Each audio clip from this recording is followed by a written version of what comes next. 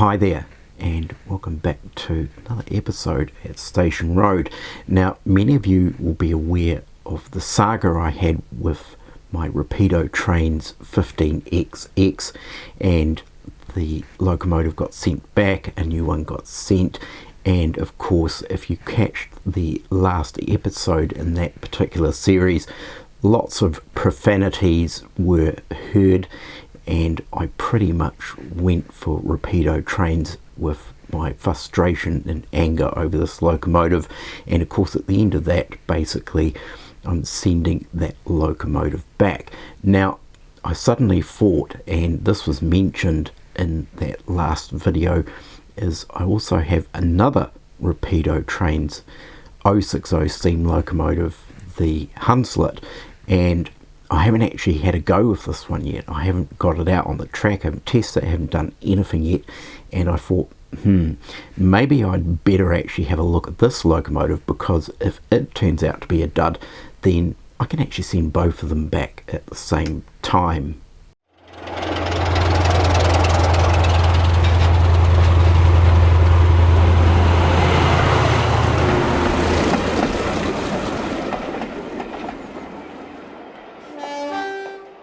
So in today's episode, we're going to take a look at this locomotive, and it is the Rapido Trains Hunslet 16-inch 060 steam locomotive. Now, as I mentioned, this has not come out of its box. I have not run this in any way, and let's just go through the process and actually see how it goes straight out of the box. Now, if I come across the same issues I had with the 15XX, then this and the 15XX are going back to Rapido for a refund. So I'll get this out of the box and we'll take a closer look at it. So here is the 15XX. I of course wasn't going to bother going through the whole unboxing routine, and it certainly does look like a fantastic locomotive, and I have to give Rapido that. They do actually look fantastic, the locomotives. This is why I've been attracted to this Hunslet and also the 15XX. Now, unfortunately, one of the things I've noticed already when I got it out of its packaging is one of the handrails, or the handrail supports on this side of the locomotive up there on the tank. I'm not sure you can see it, you might be able to see it there. The center support has snapped, and it's actually sliding up and down the bar. So if you can see there, I'm actually just sliding this up and down, and they're incredibly fine. And obviously the support piece is plastic, the actual handrail is metal or wire, but it's just too fine. I know that they're trying to get the accuracy of the detail, but it's right where I guess you want to grab the locomotive, or this tank actually comes off to access the decoder inside. So we'll have a look at that a bit later on anyway, but in the meantime, what I wanted to find out without having to dismantle this locomotive completely is what kind of mechanism does this have? Does this have the same mechanism as the 15XX? Does it have these awful plunger contacts? Now, I wasn't going to get into the locomotive, start dismantling it and pulling it apart, so I'm hoping from the exploder diagram, which of course is on the back of this pamphlet here, and it is so microscopic you can't really see anything, but of course you can download a full-sized copy of it from their website. So doing that, I had a close look, and it does strongly appear that this locomotive is different. It is a split chassis design, and the pickup is actually through the bearings. So that in itself is possibly a slight improvement on the plunger contact system, but in saying that, I have had other split chassis designs, and I think Bachmann did the 03, the original 03, that was split chassis, and a lot of the older Bachmann locomotives had split chassis designs, and they worked for quite a number of years, but in the end, eventually, the isolating lugs between the two sides of the chassis, they deteriorate, they split, they crack, and basically the locomotive becomes redundant. So will this happen to this locomotive? I don't know. Now, I will say this is not a full review. I'm not going to go into any sort of nitty-gritty details about this.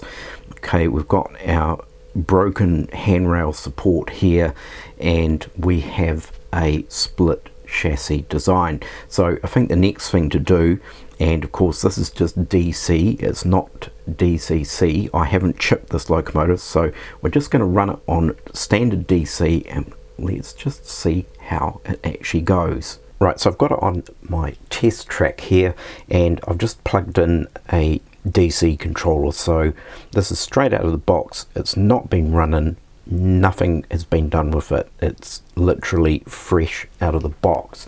So we'll just give it a bit of juice and let's just see how this operates. And we'll switch direction.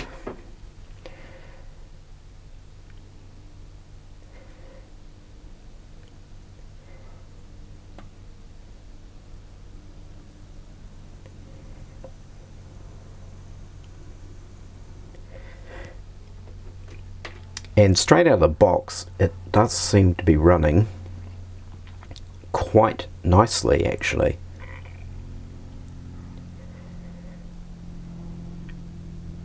It's certainly nice and smooth, and I certainly can't see the chassis or the body rocking in any way. That was one of the things with the 15XX. It wobbled or wagged its rear end like a happy dog. This seems to be very stable.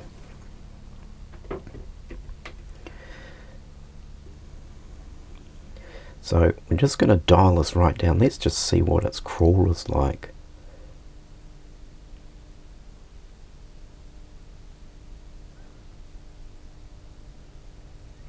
That's a pretty good crawl. There is clearly maybe a little bit of cogging or electrical sort of interference in there, but that is actually moving.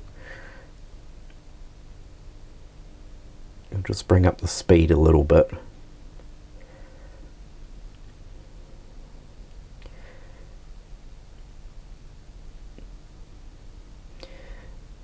It does seem very smooth and very nice. So straight out of the box, it's clearly significantly better than the 15XX, and I think we can clearly put this down to the fact that this locomotive doesn't have plunger contacts. I'm not a fan of split chassis designs, but I think the split chassis is just miles more reliable than plunger contacts. So it's clearly running okay, just a small little wee test. So what I'm actually going to do is we'll pop it on, I'm going to pop it on the rolling road and run it in that way 30 minutes in each direction, and then we'll come back and actually have a look and see if there's any more improvement with its performance. And then once I've done that, we're going to put a chip in the locomotive. Now it's an X18 decoder, so we'll pop one of those in there, and we're going to take it over to my main layout, to the station road layout, because what I want to check is I want to see how it behaves going down a gradient, because as you know, with the 15XX it was an absolute shocker. It couldn't go down a gradient without jerking and bucking all the way down the gradient. So I just want to see how this locomotive performs on a downhill gradient.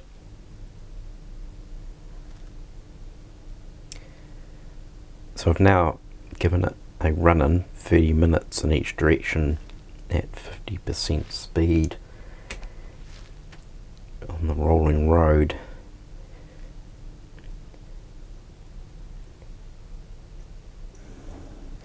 And I'm not entirely sure whether it's really made much of a difference, to be honest.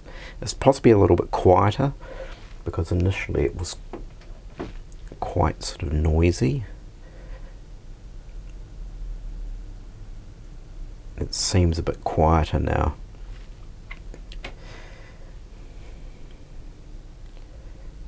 So I had a wee bit of a heart-stop moment when I placed the locomotive on the rolling road and it just didn't work. And the more I turned up the DC transformer, the transformer was making a horrible humming noise. So I thought, here we go again. But I tested another DC locomotive and it wasn't the transformer, but I had a closer look at this locomotive. Couldn't really see anything that was out of order, but I turned it up again and all of a sudden it burst into life. So I almost sort of felt like maybe something was jamming the mechanism, but I couldn't really find any evidence of it. So it's definitely, well, as I said before, a vast improvement on the 15XX, and it's no doubt be to do with the way that the electrical connection is made, this being a split chassis design and the 15XX with horrible nasty plungers.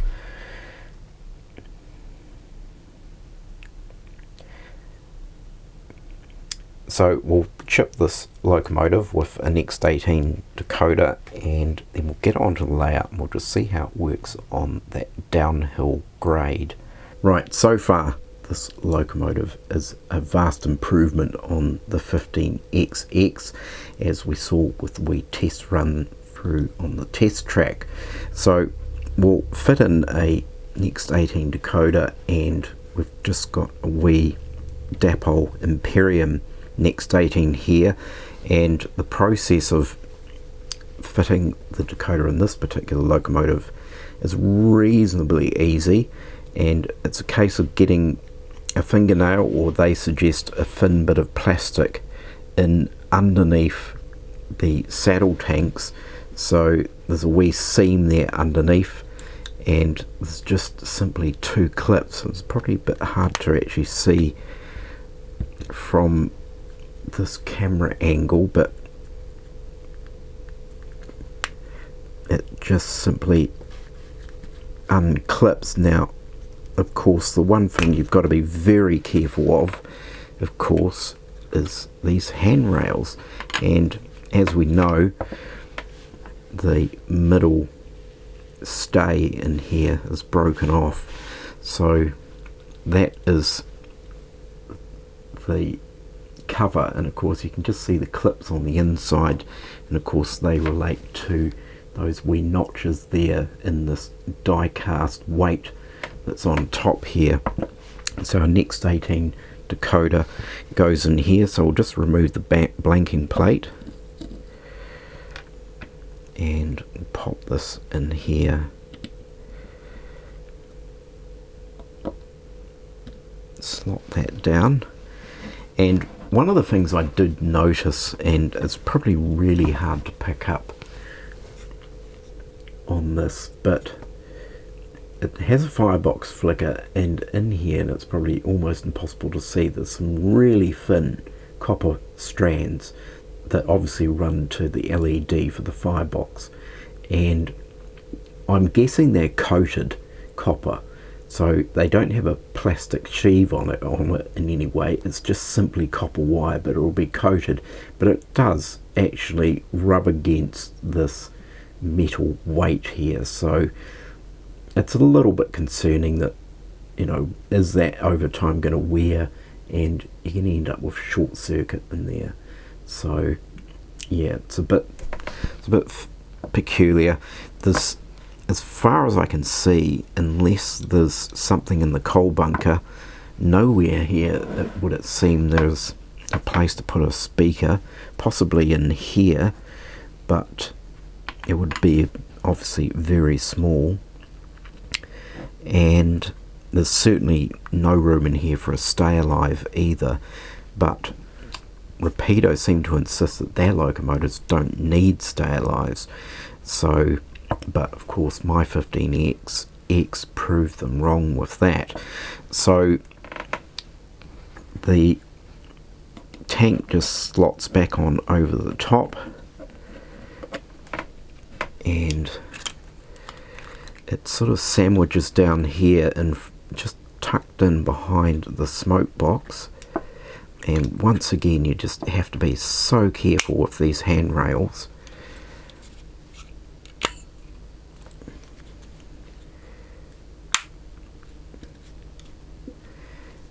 And that's it slotted back in.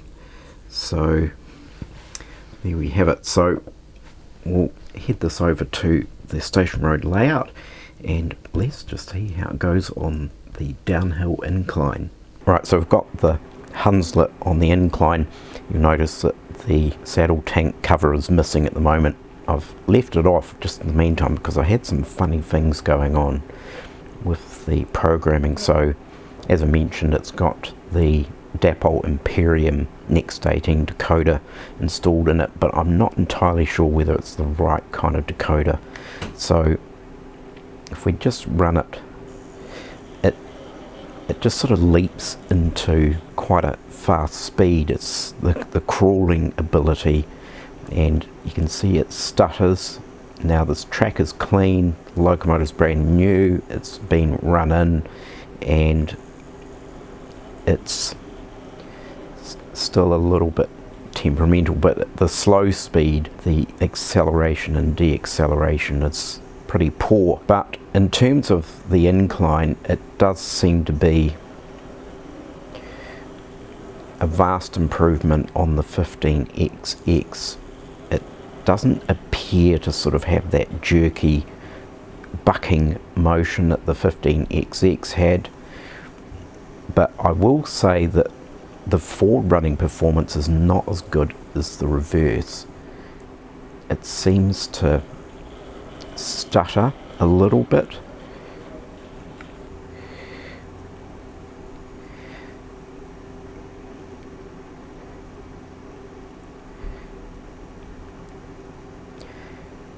So that's quite a smooth run there.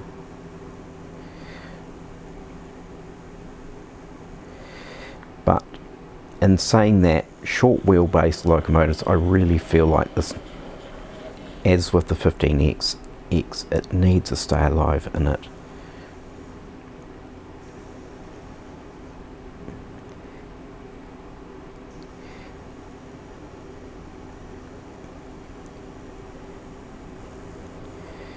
But there's very little room in there for a stay alive.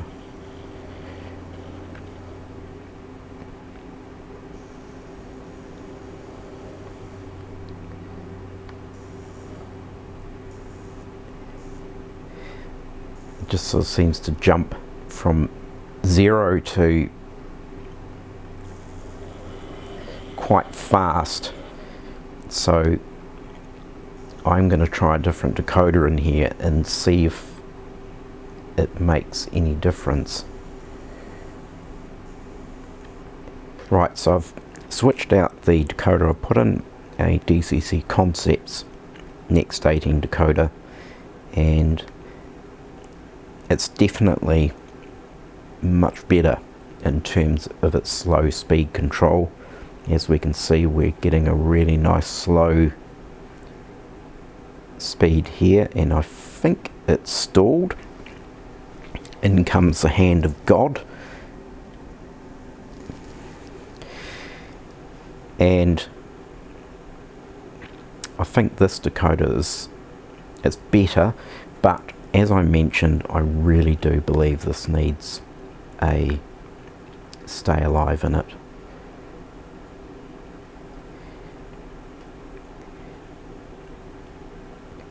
But there's certainly no bucking, jerking motion, as I mentioned, that the 15XX had.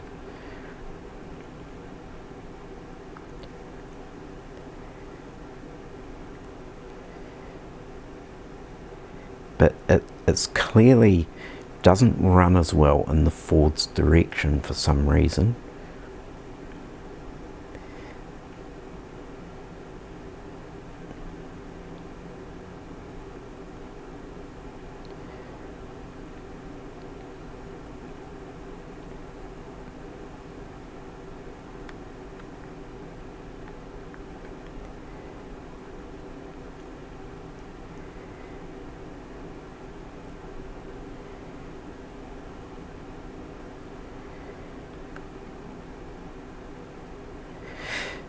So yeah, it's nicely controlled actually in terms of its deacceleration and acceleration, and that behave a lot better, or is better suited for this locomotive in terms of that. The dipole decoder, and that straight out of the box, I mean, I actually reset it to its default settings, and this DCC Concepts decoder is also reset. It's just at its factory defaults, so nothing has been altered with the CVs, and out of the box it seems to be working in partnership with the locomotive a lot better. So I do think this locomotive will benefit a stay alive, so that may be a project in the future, is to figure out what is going to fit in this locomotive and help with its performance. So now that we've completed our running tests for the Rapido Trains Hunslet, obviously we can clearly see that it's a far better performer than my 15XX was. So I guess that brings me back to the original question, which is, would this be getting sent back to Rapido Trains UK with my 15XX? And I can happily report it's not. It's going to stay here in my locomotive collection. So I guess that's a bit of reprieve for Rapido Trains UK, and we can say you've done a far better job with this locomotive, albeit though I'm still a little bit suspicious obviously about a split chassis design. So what I wanted to actually show you now, and this is an example of what I believe to be a good design for contact or pickups for a small wheel-based locomotive. Now, it is a Bachmann model, and it is this here. It is a USA 060 tank locomotive, and I think this was actually a special commission by Model Rail, so I'm not quite sure whether it's widely available now. I bought this from the Model Centre TMC pre-owned. It was second hand, so but it's in very good condition. But if we take a look at the locomotive itself, and I've already of course got it upside down in its cradle, and what it has is it's got a plastic base keeper plate, and there is 5 screws that hold this base keeper plate in position. Now I've taken the screws out already, but it simply lifts out. That's all it does. It is the most straightforward, simple design, and it works. So the connection is made with pressure tabs that connect with the tabs that are in a circuit board in the base of the locomotive and the chassis there, and has got pickups to all 6 wheels, and they're just simple wiper pickups, and of course they're shaped to hide behind the wheel rims, so they've got that curved shape to it, so you don't see them, you don't see the pickups from the outside of the locomotive. But it is the most simple, reliable way of having pickups on a small wheelbase locomotive, and you can be easily serviced. It's just a simple case of unscrewing the base keeper, and you can clean each of these contacts individually. You can get in here and grease the cogs in here and oil the bearings. It's wonderful. It just makes servicing this locomotive so much easier, rather than this convoluted process of plunger contacts buried deep into the chassis high up, where you have to pull all the wheels and the connecting rods, the entire mechanism out before you can even service any of the contacts. So interestingly here, nice simple design with the running gear is mounted to the middle axle. The other axles are actually driven by the connecting rods. So there we have it. I think that is a good design. Now, why Rapido Trains have gone down the route of plunger contacts or a split chassis design, I have no idea. So anyway, I'll leave it there for this series. I think enough is enough about Rapido Trains. So I certainly hope you've gained some insight anyway into this series on Rapido Trains, and maybe I've given you an opportunity to maybe just be a little bit more cautious and a bit more wary when it comes to new manufacturers, new locomotives, and what kind of mechanisms they decide to use for their locomotives, and whether it be the motive mechanism or even the electrical mechanism in terms of things like contacts. So with all that said, I'll sign off for now. Do take care, look after yourselves. Of course, don't forget to like and subscribe, and I will catch you next time. Bye for now.